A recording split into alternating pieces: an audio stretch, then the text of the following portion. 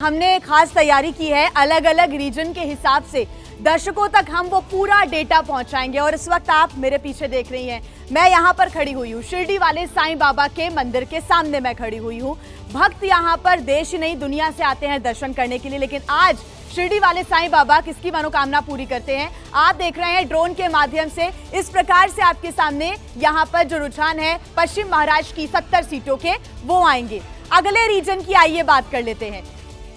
अगला रीजन है, आप मेरे पीछे गोदावरी नदी देख रहे हैं, गंगा नदी के बाद सेकेंड लार्जेस्ट रिवर है ये, और यहाँ पर लगता है मेला, लोग आते हैं दूर दूर से। उत्तर महाराष्ट्र की 35 सीटों पर कैसे होते हैं रुझान और क्या आता है नतीजा, इस पर हमारी नजर रहेगी और इन्हीं खास तैयारियों के साथ आप तक हर डेटा हम पहुंचाएंगे।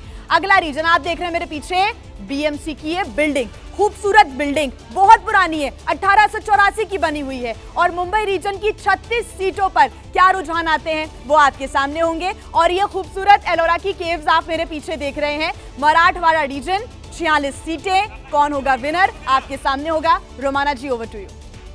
तो बिल्कुल, तो महाराष्ट्र के ये 6 अलग अलग रीजन्स और इन अलग अलग रीजन्स के नंबर्स कुछ इस अंदाज में आप तक पहुंचाने का काम काउंटिंग सेंटर से हमारी सहयोगी जिया करेंगी। और पहला रुझान आने में आकाशवाणी।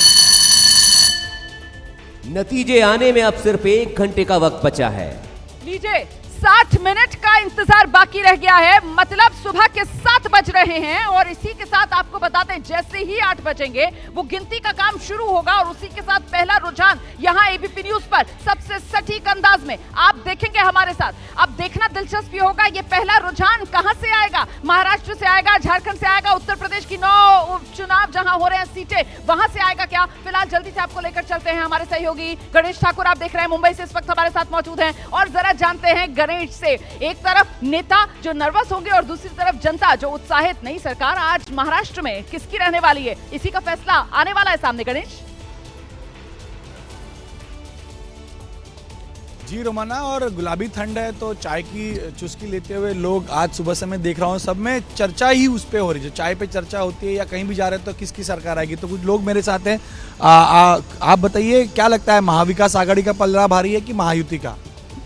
मतलब वो लोग ने काम भी किया अभी आज तक, उद्धव ठाकरे ने काम किया है, सब कुछ किया है, मतलब ऐसा लगता है वही आएगा जीत के। महाविकास आघाड़ी महाविकास आएगा। अच्छा, आपको क्या लगता है सर? महाविकास आघाड़ी। महाविकास आघाड़ी क्यों? महायुति का जो लाड़की बहन वगैरह कुछ चल नहीं पाया, क्या लगता है आपको? चल पाएगा, लेकिन उद्धव ठाकरे जैसा नेतृत्व महाराष्ट्र को चाहिए। उद्धव ठाकरे समझते हैं सीएम बने? हाँ, सीएम उद्धव ठाकरे। तो ये चाय वाले यहाँ पे, आपके यहाँ भी चर्चा होती रहती है क्या आज चुनाव के ऊपर, है क्या बोलते हैं लोग इधर? बोलने वाले बोलते हैं सर, बोलने वाले बोलते हैं, अभी क्या हम लोग बोल नहीं सकते। आपको क्या लगता है मुंबई में किसकी सरकार है, महाराष्ट्र में किसकी सरकार है?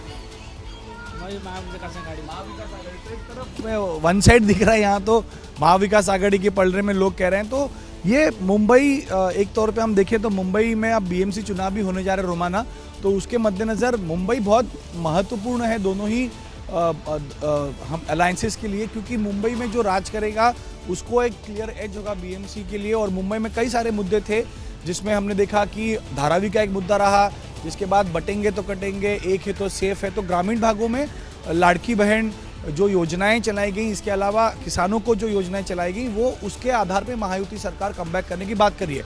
सबसे बड़ा फैक्टर यह है कि पिछले चुनावों में हमने देखा कि हर बार 5 से 6% कम वोट महिला वोटर्स का होता है पुरुष वोटर्स की तुलना में, लेकिन इस बार वो ब्रिज भरा है, वो गैप कम हुआ है, करीब 4.5% गैप महिला वोटर्स ने भरा है। और जो डिफरेंस है महाराष्ट्र में अमूमन 1% का रह गया है महिला और पुरुष वोटर में। तो महायुति ये दावा कर रही है कि जो महिलाओं के लिए योजनाएं चलाई उसी का असर यह है कि महिलाएं वोटिंग केंद्रों पर आए, युवा बड़ी संख्या में आए थे और महायुति का दावा है कि महिलाओं ने उनको वन साइड वोट किया। तो मुझे लगता है क्योंकि परसेंटेज बड़ा है वो क्लीन स्वीप की तरफ जाएगा।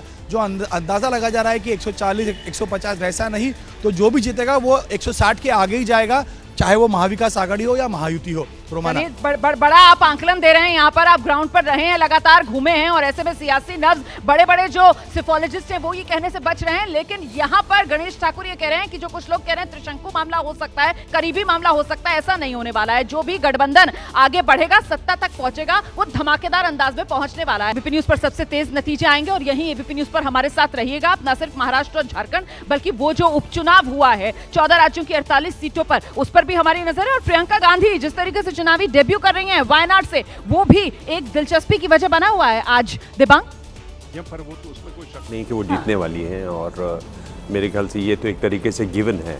देखना होगा मार्जिन कितना है, पर मार्जिन ज़्यादा भी हो को बहुत ज़्यादा फर्क पड़ने नहीं वाला है वहाँ पर।